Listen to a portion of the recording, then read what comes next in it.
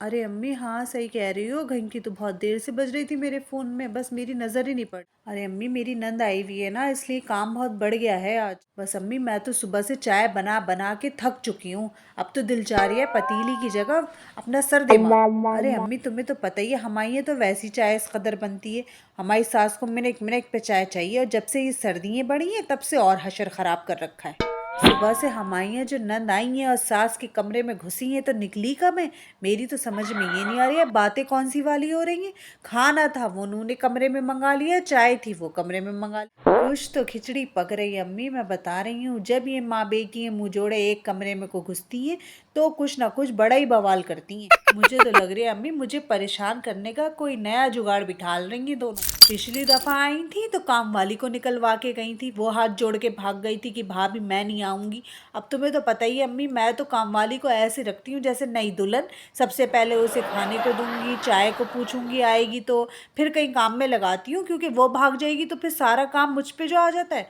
वही हुआ पिछले हफ्ते जो ये आई, तो हुआ ये कि मैंने कहा अपनी काम वाली से कि तुम्हारे लिए चाय बना दूँ। तो वो बोली नहीं भाभी, मैं पी कर आई हूँ। तो मैंने कहा अच्छा चलो, तुम जल्दी से सालन बना लो और फिर रोटी बना लेना, जब तक मैं अंदर का कमरा सफ़ा करके आती हूँ।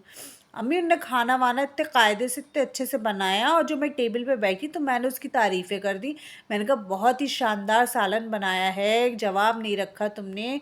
अब अम्मी बताओ, इतना तो मक्खन लगाना पड़ता है, अगर काम वालियों को नहीं लगाएंगे भाग नहीं जाएंगी। और भैया इन्होंने तो फटाक से उसके मुंह पे ही बोल दिया, बोली कहीं भी सालन अच्छा नहीं बना है, इसमें मिर्चें ज़्यादा हैं और तेल ज़्यादा कर दिया, हमें बीपी है, हमें ये है, हमें वो है, जानबूझ। फिर क्या था, वो तो ऐसा भागी, बोली ऐसा है मुझसे नहीं पक रही है, अपने आप ही पका लो का। मैं तो ऐसी बनाती हूँ, मैं तो ऐसी मिर्ची डालती हूँ। मैंने बतेरा रोकना चाहा उसे, मैंने कहा अच्छा अच्छा तुम एक दो दिन की छुट्टी लेके फिर आ जाना। वो कहाँ पलटी, इनके तो दिल की मुराद पूरी हो गई। सारा काम मम्मी मेरे सर पे लेके डाल दिया।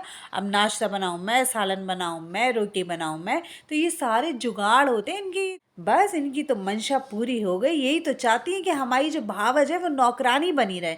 ये जो थोड़ा बहुत आराम और सुकून के दो चार पल ले लेती है, तो बस ये क्यों ले रही है। इनको ये नहीं समझ में आता है कि इतनी खतरनाक माँ के होते हुए इनकी कोई दो चार घड़ी सांसें ले सकता है सुकून की, कभी भी न ले पाए। अम्मी चौबीसों घंटे मेरे सर पे सवार रहती हैं। कभी कहेंगी तुमने सफाई सही से नहीं करी, तुम अपना कमरा कैसे रखे हुए हो, मेरे ज़माने में मेरा घर चिकल चिकल रहता था, मक्खी फिसलती थी, तुम लोगों को आजकल कुछ खास काम नहीं है, तब भी ऐसी ऐसी बिल्कुल वो छोनी बनी हुई हो।